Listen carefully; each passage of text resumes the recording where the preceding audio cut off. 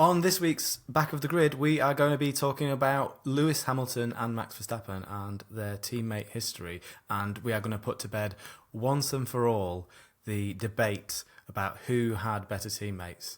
Let's go.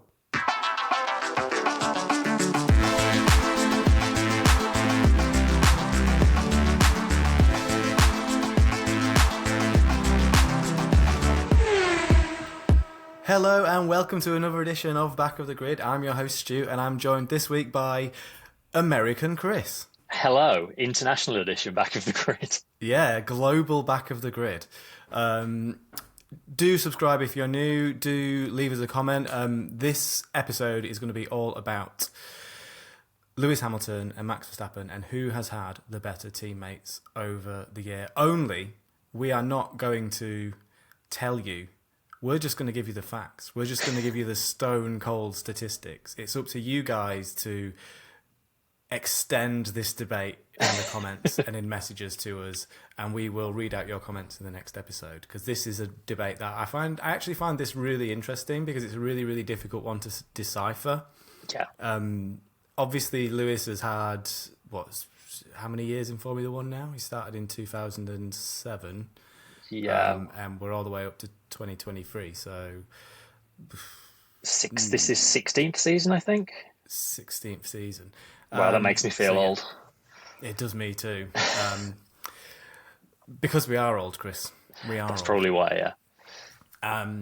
So, the way I'm going to do this is... There were one or two other statistics I'd like to have gathered, but there hasn't been time. Obviously, we've got we've got two people actually in the States on this podcast, and I'm still in sunny London.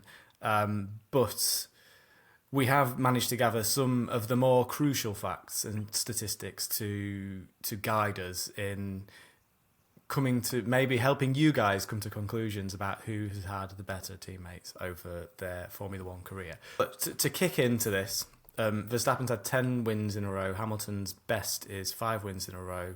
Multiple times Hamilton's done that. But the argument that there's an argument that stronger teammates have prevented Hamilton from winning more races. Hamilton is quoted as saying, "When I qualified half a second, 6/10 ahead of Valtteri." They didn't say the same thing as they say today. When Max qualifies 6/10 ahead of Perez, it's blown up much more. Which actually, in 2023, like social media and the way Formula One do their social media and stoke the fire, I guess, has blown up a lot more. I think that's fair to say. I think that maybe says as much about the media landscape around F1 back when Hamilton was doing that as it does anything else. Yeah, that's a good point. Yeah. Hamilton also says, in his personal opinion, Valtteri and all of his teammates have been stronger than the teammates that Max has had. Jensen, Fernando, George, Valtteri, Nico. He's had so many.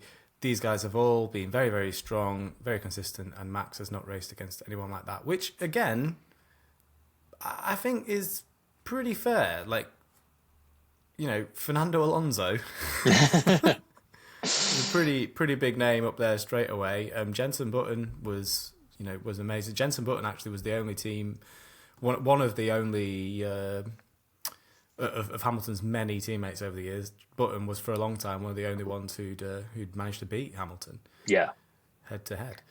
Interesting that there's one name that he missed out of that list, which I guess we'll get to when we run through the stats. But there's one teammate omission from the list Hamilton put together there. Yeah, that is true. But we'll get to that. So yeah, I do think there is a certain validity to what he's saying. I would say most of those he mentions in that list, in my own opinion, maybe they're big names. They're big names, and they would probably beat any of the teammates on the other side of the argument, I would say. So onto some Verstappen quote. Verstappen says, "This kind of statement, possibly he thinks he's gaining something from it, but I don't care. I think it's very difficult for Mercedes to deal with defeats after all these years of winning so much. Maybe he's a little jealous of my current success." Fiery as always. Yeah, very Verstappen quote. And I do think so. Toto Wolff like stuck his oar in here a little bit as well, sort of saying like, "Oh, this 10 in a row is just meaningless statistics or whatever," which did come across a little bit sour grapes from Toto. I thought, like, I'm sure if it was Hamilton winning 10 in a row, he'd be singing his praises to anyone who would listen to him. So that did. Yeah. It's Yeah. You can understand it, especially after Mercedes got so used to winning so many, and now they're just not. But it was a bit sour grapesy from him, I thought. Yeah, but it doesn't really surprise me. I think the level of salt between those two teams is so high that it's literally, yeah, you could put it on your steak. So let's look at some statistics. We'll go through. What we'll do is we'll go through each driver, Hamilton and Verstappen, and we'll just go through the list of their teammates and the relevant statistics for this debate.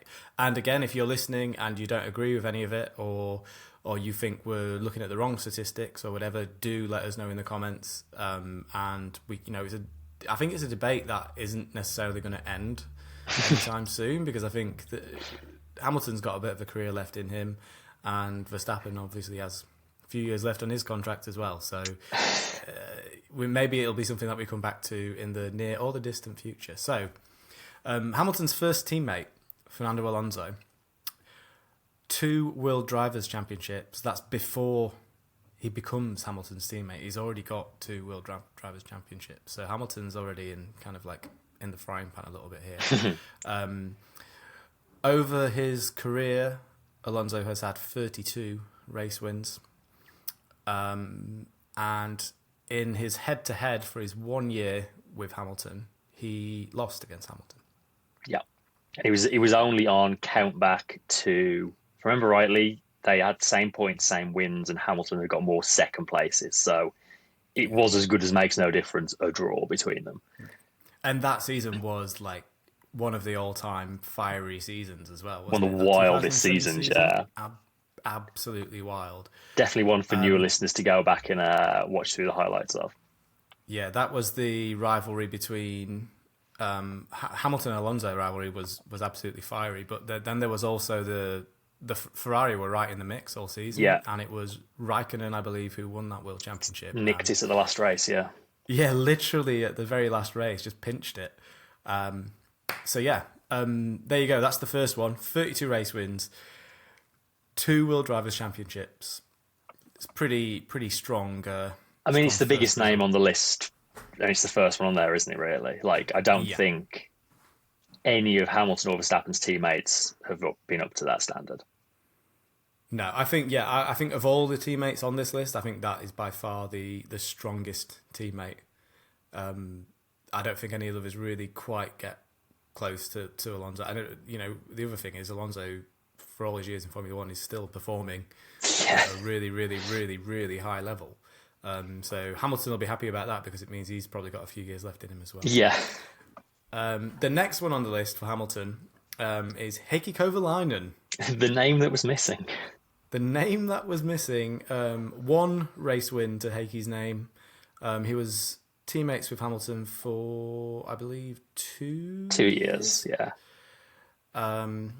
Never really did much, Heikki Kovalainen. I always liked him, but I did as well. He got that 1 win, I believe, in Hungary, and I think that was only because Massa retired from the lead in the sort of closing laps.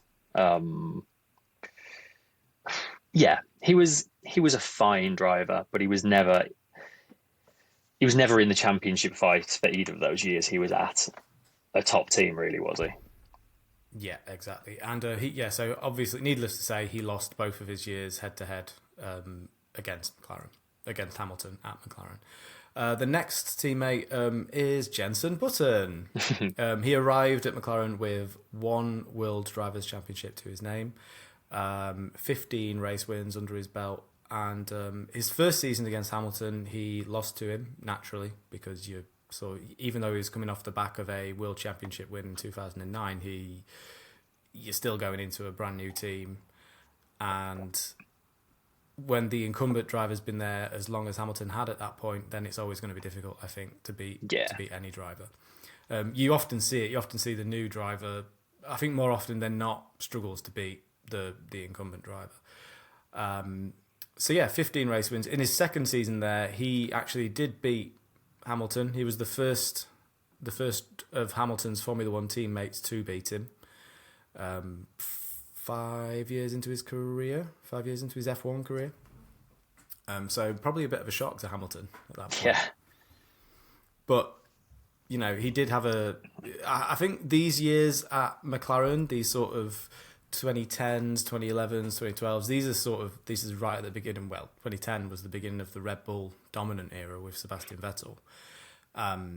And yeah, there wasn't a lot of it didn't seem like in those days there was a lot of motivation from Hamilton to go out and beat teammates. Those years were sort of the beginning of a slump for McLaren that they've only really started getting out of in the last few seasons, isn't it? Yeah. So, yeah, that's Button. 2012, he lasted until, and Hamilton beat him in 2012. Quite handily, I think he actually beat him in 2012. Yeah, I think in that season. I mean, I would say just on Button, like I think not on Alonso's level, but looking at this list, another very high caliber driver. Like I don't think Button was ever Alonso, Hamilton, Verstappen level, but he was up there for sure. Yeah, I'd agree with that. I think he's one of those drivers that had he not won a world championship, he would probably be one of the best drivers to never win a world championship. Absolutely. In the same way David Coulthard, I think, is in that bracket as well, and then probably Mark Webber. Yeah.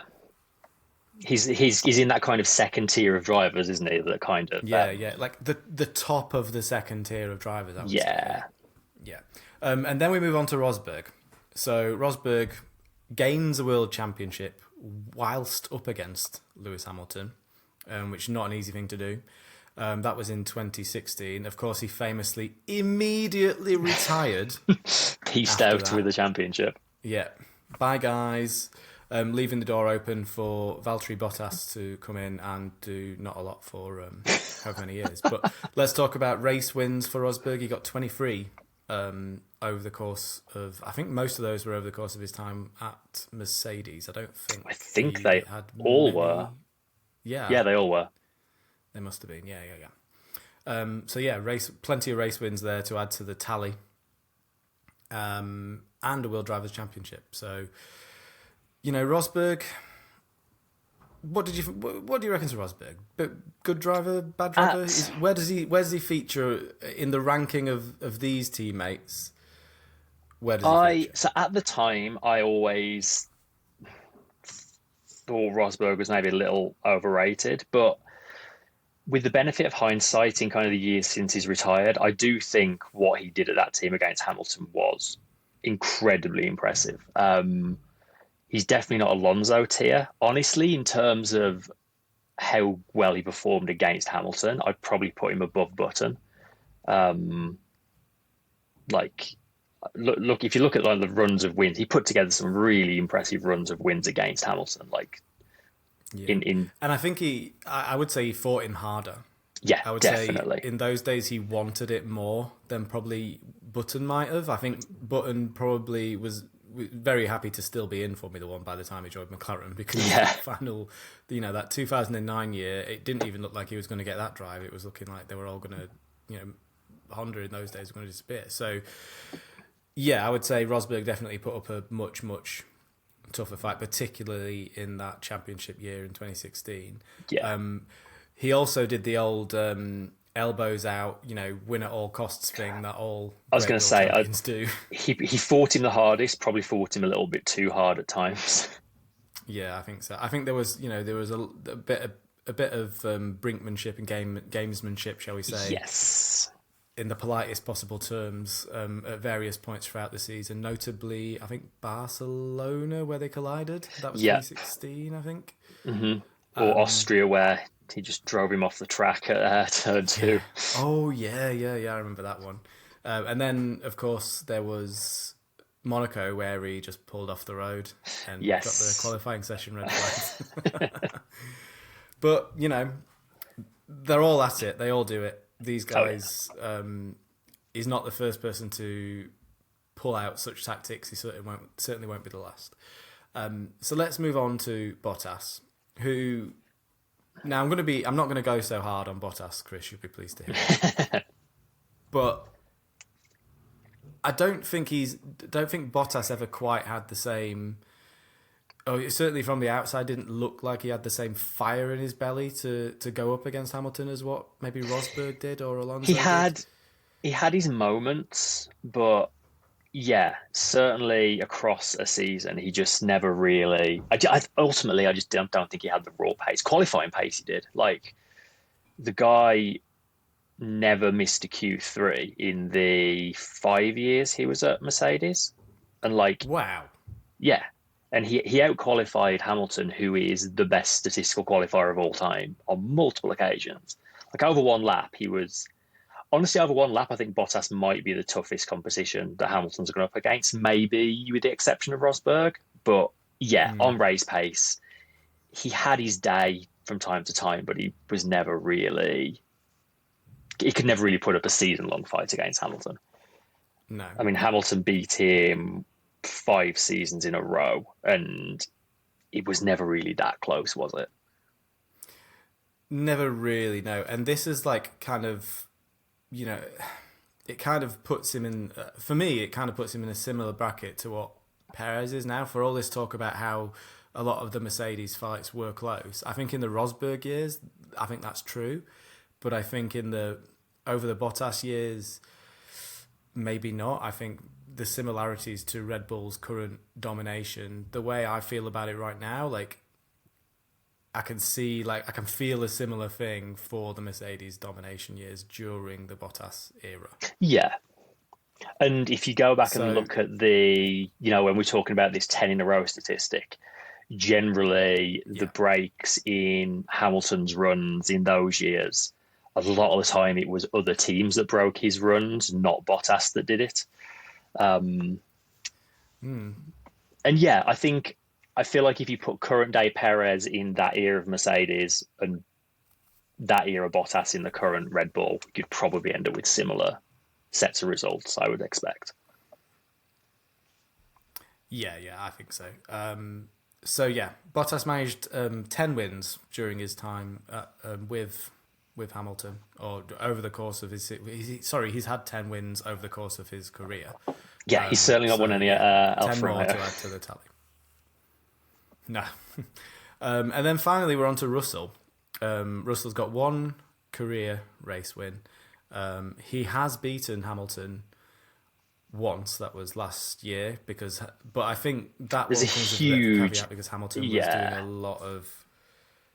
a lot of the testing of the car and trying out new parts and trying out weird setups and things to attempt to get them out of the hole that they've found themselves in and continue to be in, I think, as well. So yeah, there's not an awful lot to add, I think, in terms of Russell, other than he's got a lot of promise. He's he has been good in qualifying, I think, over the course of last year. He's coming back at him in qualifying this season as well, it looks like. So it'll be interesting to see how that fight develops over the year, and maybe we'll look at Russell differently by the end of this season. Yeah, right I think now he's still a little bit of a work in progress. I think he's kind of bedded into that team now, but I think it's going to take another couple of seasons to really judge where he stacks up. Yeah.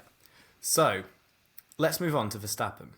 Verstappen has had 5 teammates in his comparatively short career in Formula One. Having said that, he did start in 2015, nearly 10 years ago. He's in his 8th season of Formula One. Crazy. Yeah, absolutely crazy. So, his first teammate, Carlos Sainz, 1 career race win. Amazingly, I don't know how Sainz doesn't have more than 1 race win, but yeah, 1 career race win. And he lost to his teammate in the first season that he was against Verstappen. The next one is Ricciardo. Ricciardo has 8 race wins. He beat Verstappen for 2 of the seasons that they were together, but in 2018, as the team sort of gradually, I think quite clearly moved towards Verstappen, he decided to move on to a different challenge. I would say Would you agree, Ricciardo, probably the toughest teammate Verstappen's had?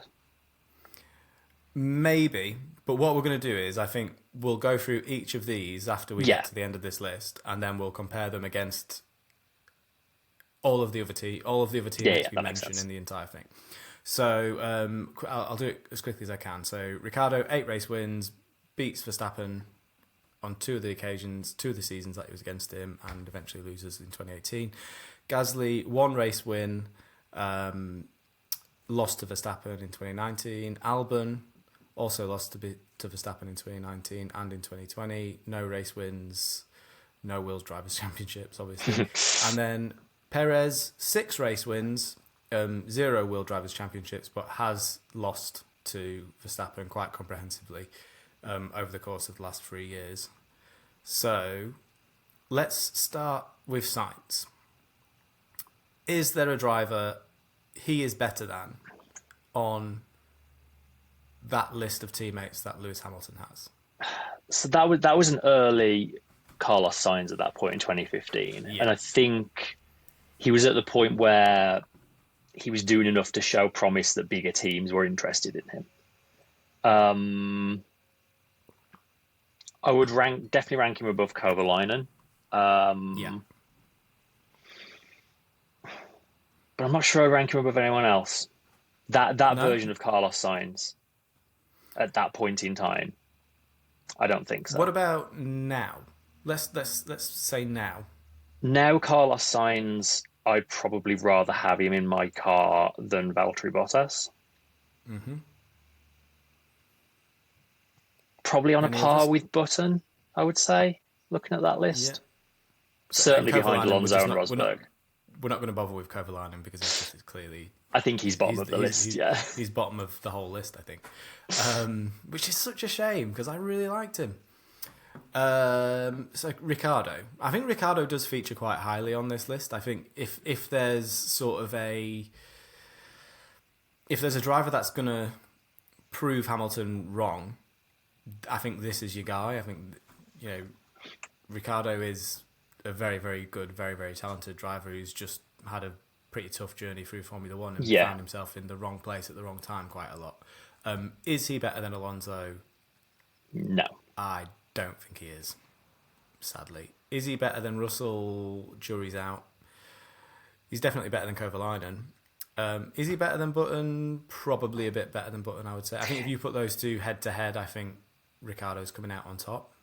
I think probably, yeah. I think Ricciardo exists in that, like we were saying, that sort of second tier of drivers.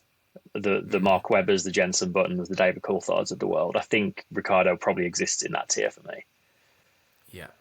Rosberg, I think Rosberg's beating Ricciardo. I think he is. Bottas is Bottas. I think that's a tough fight. Bottas and Ricciardo is a really tough one. I probably still would put Ricciardo ahead, I think, but they are close. And then in terms of other Red Bull teammates, Ricciardo, Sainz. I think that's a tricky one. I would put Sainz and Ricciardo very close together. I would too. Ricciardo and Gasly. You've got to put Ricciardo ahead there. Yeah. Ricciardo and Albon, definitely Ricciardo. Oh, actually, right now... Yeah, again, it's hard to know what Albon would do in a better car than he's currently in, but...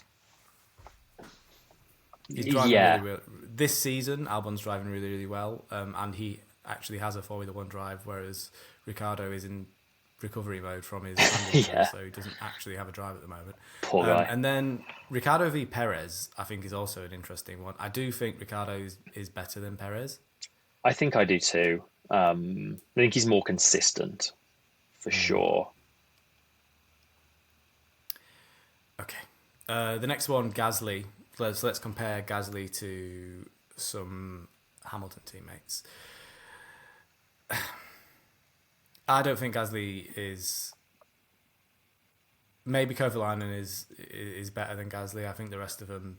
I don't think Gasly's as good as... I don't think he's as good as Bottas. No, again, Gasly is another one of those drivers that has flashes of brilliance and then periods of being kind of mediocre. long periods of being mediocre. Yeah, I definitely don't think he would be as tough a challenge as Button, Russell. Certainly not Rosberg and Alonso. Maybe Bottas. Maybe he'd be at a similar level as Bottas. Maybe. Maybe I still don't even think he's beating Bottas. Certainly not over one lap. No. Okay. Albon against Hamilton's teammates. Albon v Alonso. No. Albon v Kovalainen. Yeah. Albon v Button. Probably close. Close. I think that's a draw. Albon v Rosberg. No, Rosberg's winning that. Definitely. Versus Bottas. Close again. Yeah. And then versus Russell. He's already been beaten by Russell in F2. Yeah. And I don't think I think these days it would be closer than it was in the F2 days, but I'd probably still just about edge it for Russell. Yeah, I think so. And finally, the big one, Perez. So this is what we're here to talk. This is why everyone's listening to us. How does Perez compare to all of the other drivers on this list? So we'll go up from the bottom this time. Perez v Albon. Honestly, if Albon was still in that Red Bull, I think it would be. I might even lean towards Albon. I think. You think so? Possibly. Oh wow, Helmut Marko must be. He's going to come around and kneecap you. He's going to come all the way to. It's rough because any driver in that second Red Bull seat is going to go through the ringer, and Albon's already been there and ultimately struggled. Would Albon now do a better job? Probably. Maybe he's not ahead of Perez. It's close, I think. Yeah, I think Albon is. I think he was at Red Bull way, way, way too soon. I think he needed longer in. Absolutely. I think the fact that they moved him as early as they did was. We even said it at the time. It was such a. It basically killed his Red Bull career. It was putting way too much pressure on such a young driver. So yeah, it was just shuffling drivers around and hoping something stuck. It was so silly. Ridiculous, yeah, and it messed with people's careers as well. But anyway, Perez v Gasly. Definitely going Perez there. Yeah, I think I'm going Perez there. Perez v Ricciardo. You gotta go Ricciardo, I think. Even though he's been out for a while. Perez v Sainz. That's tricky. Yeah, I think I'd rather Sainz. I think especially I right would. now. Yeah, I think I would as well. Sainz is doing more, given the fight that he was able to put up in Monza as well. I know there is a bit of recency bias here, maybe, but Sainz is having a great season this year. I think him and Leclerc, they're both looking pretty close. Actually, for a while it looked like Sainz had the measure of Leclerc, but I think Leclerc's slowly clawing his way back into it. Yeah, they're looking a bit more competitive now than maybe they were. Yeah, so I'm going to go Sainz for that one. Perez v Russell. I think I'd just about take Russell. Yeah, I think I'm. I think I'm taking Russell as well. I think just because he's younger. Yeah. Because he's younger, and because if you're a team manager and you're choosing your drivers and you've got those two names written in front of you, you're going to probably go for the youth, because even if Russell wasn't quite as good as Perez yet, he certainly will be at some point. He's on an upward trajectory still. Big time, yeah, I think so.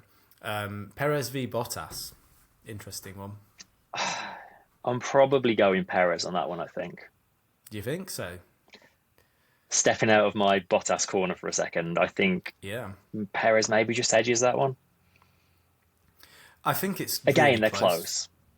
I don't know if I can separate them. I think they're a tie. I'm going to call Bottas and Perez a tie, just because of everything that I said moments ago about how boring the seasons 2017 to 2020 until 2021 were. Perez, Rosberg. Gotta go Rosberg. Gotta go Rosberg, don't you? Perez, Button. again, I feel like we've a lot of these drivers, we've got this kind of Button and Bottas zone, and a lot of them are really close to that area. So it's sort of Perez definitely exists in that zone, I think. Yeah, and then Perez, Kovalainen, obviously Perez. Yeah, Perez, Alonso, obviously Alonso. yeah. So, in conclusion, I think you have to say, looking at them as a whole, the average, let's say the average driver Hamilton's been teammates with versus the average driver Verstappen's been teammates with, you've got to lean more towards Hamilton having the tougher time of things. I think so too, but I think also statistically, I mean, the numbers speak for themselves. You've got, just Alonso on his own, 32 race wins compared to 8, 9, 10, 16 race wins total for Verstappen's teammates, even though, obviously Verstappen's had less teammates than Hamilton has and had less years for those teammates to accrue wins. But still, I don't see those statistics for those particular teammates changing all that much over the course of their careers from now until whenever they retire. Unless they land themselves in some crazy car that just wipes the floor of everything. Yeah, Russell's really the only name on there who's likely to accrue a bunch more wins and championships, I think. Yeah. Sainz maybe could get a bunch more wins, actually, if Ferrari give him a car that can do it. Yeah, if Ferrari can give him a car, Sainz could. They're probably the only two on that list who are going to get. Look, maybe Ricciardo, he finds himself back in Red Bull and can be competitive against Verstappen. Because, that's the other interesting thing here is that Verstappen did lose to Ricciardo 2 years in a row. So he did. It's possible that he could be the sort of the shining light that comes through and beats Max Verstappen finally. But at the same time, I think Verstappen of, when was it, 2016, 2017, was far from the finished article. That wasn't the final form Verstappen we have these days, who is just on another level. Yeah. Well, this is it.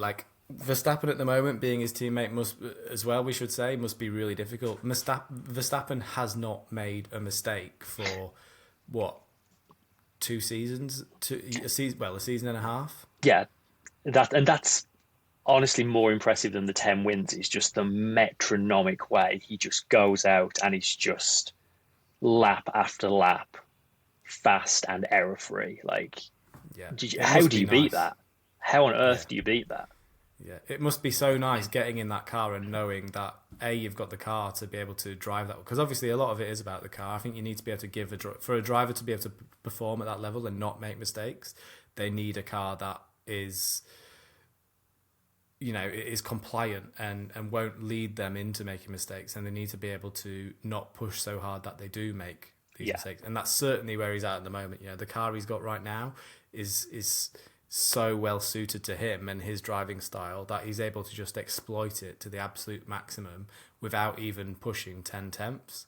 And I think the reason you see, say, last season when we saw Leclerc making a lot of mistakes and Sainz making mistakes is because they had a car that in order to get the most out of it, you did have to push it 10 temps to get the absolute maximum. Yeah. And you had to do that over the course of a race in order to be competitive. And Verstappen, because of the combination of him in that car and his talent and the quality of Red Bull as a team, that he just doesn't have to push 10 temps, and that's why you don't see the mistakes, I think, which is it's testament to his skill and the capability of the team and it is a team sport, for them all working together and being able to put a package together that is capable of this level of dominance. And I think if you compare this era of Verstappen to the years of Mercedes dominance, Hamilton definitely made more mistakes and had more off weekends across those years than Verstappen is doing. I mean, Verstappen just isn't having those. It's an interesting thing I looked up as well to do with all of this. So in these sort of Mercedes dominance years, they, as a team, won 10 races in a row twice. Once was end of 2015 going into the start of 2016, and then they did it again during the 2016 season. But for Hamilton to have won 10 in a row in those periods, the first time you'd have to give Hamilton 4 of Rosberg's wins, and the second time you'd have to give him 7 of Rosberg's wins. So I think this argument that Hamilton only missed out on getting this record because a teammate like, nicked to win off him or like broke his run kind of falls apart a little bit. Like it's not like he came close and there was just like the odd one or two in the middle. Like Well, you could say that, but I think also at the same time, I think on the flip side of that, I think it does prove how competitive it was between those two teammates as well. It kind of works both ways, I guess. Yeah, it's an argument that does work both ways. I think really it boils down to an argument, and it feels like it is kind of starting to boil down to an argument of who's the better driver, Max Verstappen or Lewis Hamilton. I don't really want to go down that road because that's just an absolute can of worms for everyone involved. But that's like open up a can of Delitos if you're a podcast. So we won't do that, but we'll let you guys do that in the comments. What we will do is we'll move on to some storylines and have a bit of a preview of the Singapore Grand Prix. So, storyline number 1. How will the new track layout affect things? Will it suit any cars better than the previous layout? Williams, McLaren? Yeah, I mean... So for those of you that might have missed this, they've gotten rid of the sequence of corners after turn 14. So it's kind of like a right-hander, then a left-hander, then a left-hander, then a right-hander. They've turned it into just pretty much a straight from turn 14 all the way up to turn, I want to say 9. Is that right? It's what was 16 to 19 are gone, basically. Yeah. It's the section where they run across the waterfront and then at the end of it they turn left and go underneath the grandstand. It's that whole section is gone because they're doing some kind of renovations there. Yeah, I don't think it'll make that much difference taking that section of track out. I think it does. It makes the braking zone onto the final straight into a bigger braking zone and potentially an overtaking opportunity. It'll be obviously cars will be better on the tyres. Because they'll have less corners to go around over the course of a race and less braking to do. I think it makes setup more interesting because you're taking away what are essentially 4 slow 90-degree corners, and that section now becomes the second longest full throttle section on the track. So yeah, isn't it like a 400 metres straight? Something like that, yeah. So it definitely is going to make setup more of a compromise. Like Singapore has always been very obviously a high downforce circuit, and it still is going to be a high downforce circuit, but they're going to want to pull back on the downforce as much as they can because there's 2 or 3 pretty decent straight sections if you look at that circuit map now. Yeah, that's true. I think in terms of who it might benefit, I think Ferrari will probably benefit from this because it is going to make tyre deg less of a problem, and we all know Ferrari's tyre degradation is shocking. But other than that, I guess you never really know. They've all got so many tools at their disposal. I think a lot of this really boils down to how quickly the teams adjust to the new layout and get their setup right. It's who's going to get their setup right, and with that midfield being as tight as it is, it's just impossible to predict. Other than Red Bull going well, who's going to be where in the midfield pack. You've got a choice of 4 or 5 teams about who can do well. Yeah, you've even got Alpine creeping into the mix at times as well. So. I mean, Alpine are just a dice roll. It feels like these days. Yeah. I mean, the McLaren doesn't really like slow speed stuff, so it probably helps them a little bit. The Aston Martin does like slow speed stuff, so it probably won't help them as much. Williams are good in a straight line, but I don't think this change is going to be enough to offset how bad the Williams is likely to be at the entire rest of the circuit. Yeah. I wouldn't want to be driving the Williams this weekend. No. But yeah, we'll see. We'll see how this plays out for them. The next one is, will any cars be affected by the new technical directive clamping down on flexible bodywork? I'll get my words out somehow. Red Bull and Merc rumoured to be the most affected, but all the teams are saying they're not worried, of course. Because of course they are. Interesting one. So this is the thing where they're essentially using weird like little rubber grommets to hide mechanical systems that allow the wings to flex. Is my gathering of it. That's certainly part of it. And it's also just the old thing that's always been a factor, which is the teams know how the FIA measure flex. So they engineer the flex into areas where the tests won't pick it up. So yeah. And the teams are also aware that an object cannot be infinitely rigid. Like, it's impossible to make something that does not flex. That doesn't exist in physics. Like, you can't which is do that. bizarre because by the letter of the rules, nothing is allowed to flex, which is literally impossible. So it's kind of there is like tolerances that are allowed, and they know these. To be honest, the whole flexible bodywork thing has been going on for it's always been there. As long as there's been aerodynamics in F1, people have been trying to do this. And I would be surprised if this affects any one or two teams more, like significantly more than anyone else. I think some people are trying to say, oh, maybe this is like a magic bullet that's going to slow Red Bull down, but it's not like any team is fast because they're exploiting this. Like, the Red Bull is just good in every area.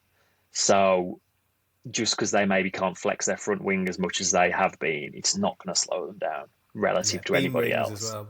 The beam wing is a factor. I think their beam wing, maybe it could, their beam wing is a bit special, so there could be something there that could maybe slow them down a little bit. And it does feel like a lot of this is aimed at trying to slow Red Bull down. It'd be interesting to see if their DRS advantage gets negated a little bit, because a lot of that is based around the aerodynamics of not just the rear wing, but the beam wing and the way the diffuser works and everything. So that'll be something to keep an eye on, maybe. Yeah. But who knows? Again, I mean, hopefully it tightens the field up even further and we get random. That would be ideal. That would be the dream, wouldn't it? But I just don't see that happening somehow. Shall we make some predictions going into the Singapore Grand Prix? Let's. Okay. We don't have Tom this week, so Tom's going to have to submit his. Remember to log in. Yeah, we'll give him a reminder. Yeah, I never remember to do mine, so I'm probably like missing about 20 points on that championship because that's my excuse for being where I am. I'm pretty sure all your guesses are in there, but we'll give it you for now. Yeah. Okay, so who is going to be the fastest in Q3? All season we've had this earmarked as a race where Red Bull could potentially struggle and slip up. However, I can't go for anyone other than Max Verstappen in all seriousness. Fair I think enough. I have to. I am going to go for Leclerc for pole. Leclerc's pretty good around here. That's not a bad shout, actually. Who's going to win it? You can go first this time. It's going to be Verstappen. It is going to be Verstappen. Of course, it's going to be Verstappen. Have you seen the like commemorative 10 in a row T-shirts that the F1 store have been selling? They're going to go out of date extremely quickly, I imagine. Yeah. Anything to make a piece of merch. What is it? Just a picture of pizza or something? We've made it. No, it's like the holding up 10 fingers kind of thing. It's a slightly weird message as well. We will not get into it. Yeah, let's not. Not the best creative usually on the F1. First DNF. First DNF. I feel like you get a lot of first lap DNFs at Singapore. Turn 2 especially. Turns up 2 and 3 just seems to funnel the field together. Let's think. Going mid to back of the pack, maybe a Stroll. I'm going to go for Lance Stroll. He's not having a great time of things. Cruel man. He's not having a great time of things. I am going to be even crueler, and I'm going to say Liam Lawson. Ooh, that is brutal. I think it's one of those circuits that if you're not very experienced in Formula One, which he isn't, it's probably the toughest race. For this to be your third circuit. Yeah. He's having a rough time with circuits. Yeah, he is. Number of finishers, I'm going to say 17. I think that's a little high. I'm going to go 16. I almost went as low as 15, but that feels silly. There was a time when like that would be a reasonable prediction, but I think this season is not that time. No. And finally, we need a random driver from you, Chris. Random drive. It had to happen sooner or later. It's Max Verstappen. Oh dear, he's obviously going to finish first. I'm going to put my money where my mouth is.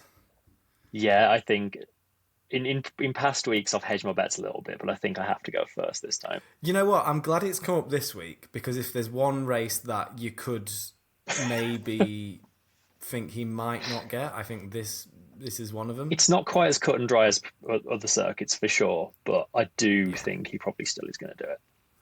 Yeah. So imagine if he came up in Belgium, that'd just be an absolute slam dunk. Okay, that's our predictions for this week. You can enter the Predictions League by visiting backofthegrid.com and even if you've never entered, please do feel free to enter, because you win a prize if you get 5 out of 5. And yeah, that's it for predictions this week. So let's go into the inbox finally, and then we'll leave you alone.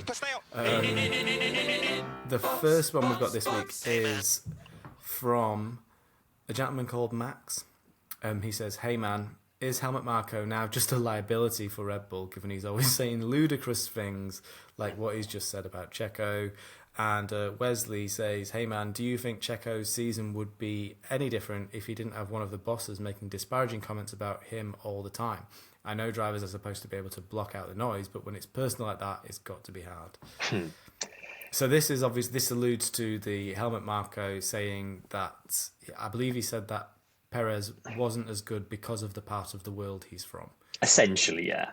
That was the gist of it, which is obviously just a bit gross. But sounds like an 80-year-old Austrian man talking. It's just... Dare I say it? It's par for the course with him, honestly. Like, this isn't the first time he's said weird stuff that the Red Bull PR team, I hope they're getting paid the big bucks, because, man, those guys must work really hard. I mean, like, Helmut Marko's a huge part of that team, and, like, the success. Like, he's so many young drivers that he's moved up. Like, half the grid these days, it feels like, have been part of the Red Bull Young Driver program at one time or another. They're obviously going to stand by him, however difficult it is to backtrack on some of the things he said. I don't think he's not really a liability, is he? Like, ultimately, they just need to release a statement to apologise and backtrack a little bit, and then it all disappears in the news cycle, really. Yeah, which is not to defend the sort of things he says, but I think what he said was completely wrong. I think it's absolutely out of order to say. It is to say what he said. I think the way you have to quantify these things for yourself is just remind yourself it's an old man who's probably out of touch with the reality of the modern world. Yeah, essentially. It's not gonna. Yeah. Well, it's not gonna hurt the team from a image point of view, I don't think. In terms of like Checo's season and the way he likes to, I think in his head, by saying, like, publicly having a go at drivers that are struggling, that's like tough love, and it's going to toughen them up and make them do better. I don't think in reality that necessarily works. Would Checo's season have been any different without that? I'm not sure. Probably not. But yeah, I think you're right about the tough love thing. I think it's not really bringing anything to the table, saying anything negative to the driver. I think there's tough love, and there's just being downright rude, and that was what he said there, was just rude. It's just completely unrelated to anything to do with Formula One. That's true. It's maybe different for Checo as well, because your Albons, your Gasly's of the world, they came up through the Red Bull program. They've spent a lot of time with the guy. They know what he's like. They probably, or by the time they get to F1, they know just to sort of let these comments kind of, roll off their back. Checo sort of came into the team having not been part of that program. So maybe it is a little tougher for him to, I'm sure he's never experienced that in any of the other teams he's driven for over the years. Yeah, I think what Helmut Marko's real problem is precisely that. I think it's the fact that Perez isn't one of Helmut Marko's drivers. Helmut Marko wants one of Helmut Marko's drivers in that seat. So he's going to say disparaging things, and he's going to do everything he can to put pressure on Perez to make him underperform so that he can get one of his own guys in there. That's what this is. Yeah, I think he'd definitely rather have Ricciardo was one of his, a Tsunoda, a Lawson. I think he'd rather see one of those guys in the seat for sure. Yeah. There you go. Shall we go to the next one? Yeah, last question this week from Tom Murray, who says, "Hey man, the new and improved sector, well, we'll see about improved, but the new and improved sector 3 gives us a relatively long straight with what will be a decent sized braking zone at the end, but there doesn't seem to be any DRS there. Do you think this is a mistake, and do you think the revised layout will improve racing at all?" I think it creates an overtaking opportunity. I don't really want to get... We've done the DRS thing to death a little bit, so I don't want to get too deep into DRS, but I don't think we necessarily need any more DRS zones, especially at a track where Red Bull potentially could be a little bit on the back foot. I think adding an extra DRS zone will just make their life a lot easier. Yeah, so, given the changes that have been made in the past, we're recording this on the Tuesday before the race. That still gives them plenty of time to decide to add a DRS zone, and I think it's possible they might. The logistics of that would be. I think it'd be difficult for them to do that now. I think the logistics of getting a DRS zone installed and looped into the whole system is. Okay, let me rephrase. I think there's still time for them to have already put the plans in place and just not told us yet. That's true. Which would be on brand for them. Very on brand. But yeah, it's an obvious candidate. I don't think it's necessary. I still don't think that's going to be more of an overtaking point than the couple that already exist on the circuit. Do I think the revised layout will improve racing at all? I think it will, honestly. The section they've removed it's ultimately a single file section. And then the corner that went underneath the grandstand was just a place where safety cars were generated. So perhaps this layout will have less safety cars, because I think I'm right in saying there's never been a race at this circuit without a safety car. Yeah, I believe it's 100% chance of safety car in this race, which is why it lasts so bloody long every year. It's such a long race. Actually, yeah, this should make it a shorter race as well, I think, time-wise. Yeah, it will be. It'll be a much faster lap. This has probably taken maybe 4 or 5 seconds off the lap, I would say. I imagine they'll be adding a few laps on to make up for the reduced circuit length, but I think, it'll definitely make it a shorter race, which I'm fine with. Yeah, they do it based on lap sort of... I believe it's like the number of... It has to be over a certain number of miles that they race in order to call it a Grand Prix. So the exit onto this straight is it's a big braking zone into a more than 90 degree right-hander, onto a longish straight, and then into another big braking zone into a 90 degree right-hander. So there is potential for you to, if you're able to follow someone closely enough through that corner, get a better exit, then get on them into the braking zone. I think it's just the type of corner it's just the type of sequence of corners that can generate overtaking, especially in these new Formula 1 cars that can follow each other a little bit better. Yeah, it's one of the wider sections as well going into that chicane, I think. Yeah, and it's all mechanical grip as well around there. So in these corners, really, they're fairly slow corners on either side of that straight. So it could well create a decent number of overtaking opportunities, especially with the field as close as it is. So yeah, keep an eye out for that. Any car that struggles on traction out of that turn 14, sort of almost hairpin, are they potentially going to get mugged down there, I think. Yeah, big time. Mm-hmm. So Mercedes, watch out. I'm in a bit of trouble. And that covers us for this week. Somehow managed to do just about a whole hour. Yeah. And just be two of us. I was trying to make this a short one, and it's just not been. Don't forget to hit that subscribe button. We recently got we hit a nice little milestone of 200 subscribers on YouTube. So we're aiming for the big 500 now. So if any of you can give us bung us a subscribe, that'd be really, really helpful. Yeah. You can find us on all the social medias. Just search for Back of the Grid. Don't forget to visit the website and enter your predictions. And thank you very much to all of our patrons who support us and continue to support us every week. We're sorry that you couldn't listen to us live this week, but next week we'll be back with a vengeance and I think a full quota of presenters. Should be. I will be horrifically jet lagged, but I will be there. We should add as well, I know a lot of you like to jump in and put your predictions in as soon as you've listened to the podcast. Tom is currently on business in Philadelphia, so I'm not sure exactly when he'll be able to do it, but we'll get them live and open as soon as possible. Yeah. And that's your lot for this week, so we'll see you next time. Goodbye. Thanks, everyone. Bye.